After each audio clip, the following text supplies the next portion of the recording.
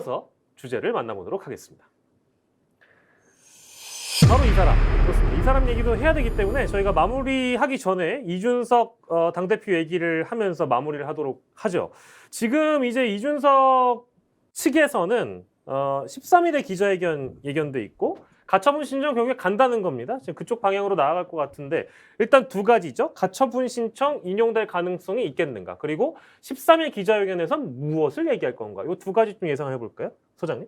일단은 이제 13일 그 기자회견에서는 본인의 이러한 지금 그 행동들이 명분이 있다라는 거를 호소하는 그런 이야기를 할 것이고, 그리고 아마 이제 본인의 여러 가지 지금 이 당을 이끌어온 행태에 대해서도 대국민 사과를 저는 해야 된다고 봅니다. 그래야지 이 동정 여론을 계속 가져갈 수가 있고, 지금 그 이준석 당대표가 가처분 신청을 준비하고 있지만 또 그 외에 국민의힘 바로 세우기 국바세라는 국바세. 걸 통해서 지금 두 가지 같이 또 준비를 하고 있어요. 당원들은 집단 소송을 준비를 하고 있고 지지자들 또 일반 국민들은 그 탄원서를 준비를 하고 있어요. 그래서 이 세를 점점 키우는 그런 작업을 하고 있고 거기에 이제 의원들이 동조를 하기 시작하고 있습니다. 네네.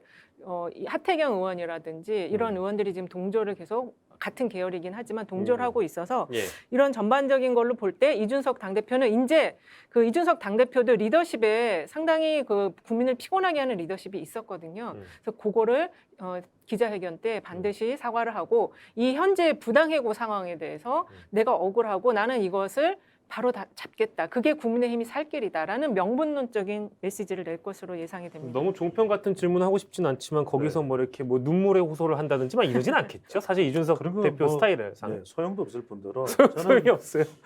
이준석 대표가 참 억울하다고 생각을 해요. 네네네. 하지만 현실 정치에서는 이준석의 꿈을 또 반격을 당장 실현시키는 쉽지 않다. 첫 번째 이제 법적인 차원인데 네. 이 법원에 가처분 신청하는 거 이번에 이제 징계위 결과에 대해서 가처분 신청한 건 좀 달라요. 이거는요. 네네. 이거는 이제 왜냐하면은 대표인 자신의 권리 자체가 훼손될 수 있는 법적 절차의 화자에 대해서는 법원에서도 수용 가능성이 적잖이 있긴 해요. 그런데 여기 이제 또 하나 우리가 전제를 둬야 될 것은 감안해야 되는 것은 또 경찰 수사 결과가 있고 어떻게 나올지 모릅니다. 네. 또 이제 강용석 등 의혹을 제기한 사람에 대한 이준석 대표의 또 이 고소에 대한 무고죄 성격도 있고 그러니까 이거는 제가 받아들여질 가능성도 힘겹지만 남아 있다. 근데 두 번째는 뭐냐면은 결국 받아들여진다고 했을 때 이준석 대표가 순순히 돌아올 수 있냐 쉽지 않을 거예요. 왜냐하면 일단은 이준석 대표가 억울하다고 생각하지만 국민의힘 당원에게 물어봅시다. 이준석을 택할래? 윤석열을 택할래?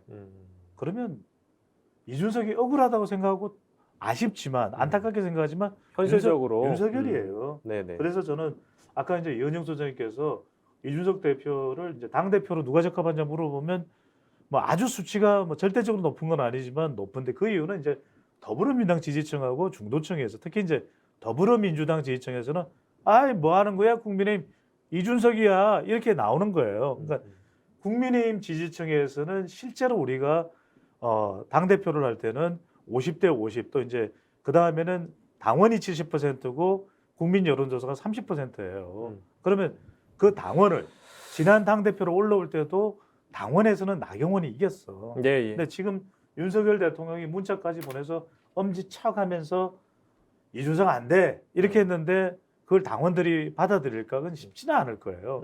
그래서 저는 현실적인 부분과 또 실제 이준석 대표가 반격을 하고 목표하는 건 다를 수 있다. 그리고 이제 8월 29일 되면은 더불어민주당의 새로운 대표 리더십이 나오잖아요. 그러면 네네네. 이준석 대표는 지금보다는 살짝 후순위가 될 거예요.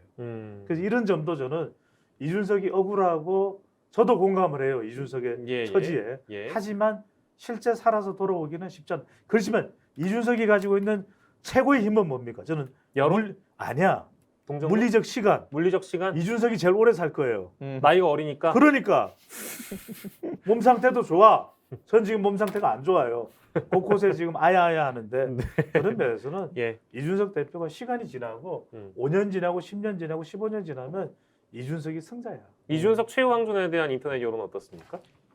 네, 이준석 당대표가 지난 일요일 네네. 8월 13일에 기자회견을 한다고 글을 적었습니다. 네네. 그런데 그에 대해서 인터넷 민심은 네네.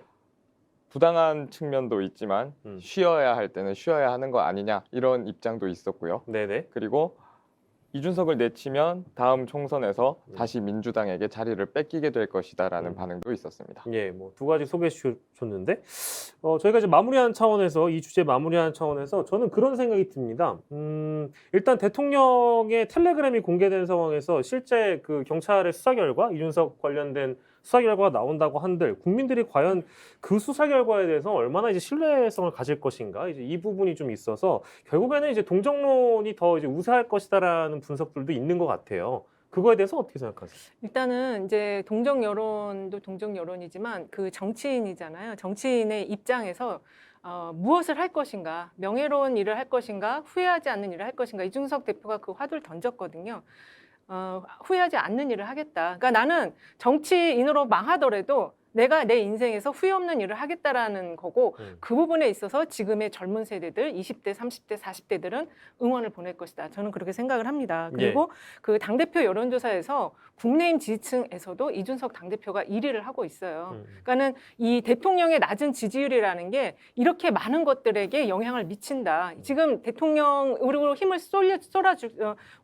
모아줄 것 같지만 지금 여론은 그렇게 안 돌아가고 있다라는 거를 다시 한번 얘기를 드리는 거죠. 짧게만 제가 붙여보시면은 예. 국민의힘 지지층에서는 그런데 당원을 말씀드리는 거예요. 당원. 네네. 당원들한테 이준석 선택할래, 윤석열을 할래 이러면 그래도 아직까지 당원들은 네. 윤석열 쪽으로 가려면 저도 높을 것 짧게 같아요. 얘기하면 지금 70대 네네. 영남권이 지금 대통령 지지율이 어떻게 나왔는지 우리가 앞에서 얘기했잖아요. 네네. 당원과 지지층의 여론은 거의 비슷하게 갑니다. 네, 두 분이 너무 사이가 좋아서 저도 월요일 아침 방송하는 패널 중에서 네. 우리 두 사람이 사이가 제일 좋아요. 맞아요. 이렇게 사이가 좋기 때문에 이렇게 아웅다웅 할 수 있는 겁니다. 긴 시간 지켜봤던 우리 정영록 기자 오늘 첫 출연인데 오늘 소감 한마디 해주세요. 아, 네, 오늘 네, 나와주신 패널 전문가분들께서 너무 말씀을 잘해주셔서 네네. 저는 잘 듣다 가는 것 같습니다. 네, 그래서 이준석이 이길 것 같습니까? 누가 이길 것 같습니까? 이준석이 계속 이렇게 버티면 살아남을 것 같아요. 우리 정 기자가 보기엔. 우리 정 기자가 또 22대남 아닙니까? 2대남. 맞습니다. 자, 2대남으로서 한마디 해주세요. 우리 저 이준석은 억울해 보여요? 어떻습니까? 저는 배 소장님과 비슷한 의견입니다. 그래요? 물리적 시간이 일단 많이 남았기 때문에 네, 후위를 도모하는 것도 나쁘지 않다. 이렇게 알겠습니다. 생각합니다. 이준석 오래 산다. 예, 알겠습니다. 예,